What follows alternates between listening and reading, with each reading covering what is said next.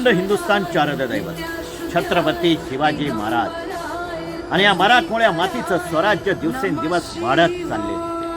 आणि म्हणून महाराजांनी आजच्याच दिवशी म्हणजे 2 जानेवारी 1661 मध्ये बाळकृष्ण पंत दीक्षित यांच्याकडे असणारं मुजुमदार हे पद मोरोपंत पिंगळे यांना दिले. तो दिवस म्हणजे आजचा दिवस.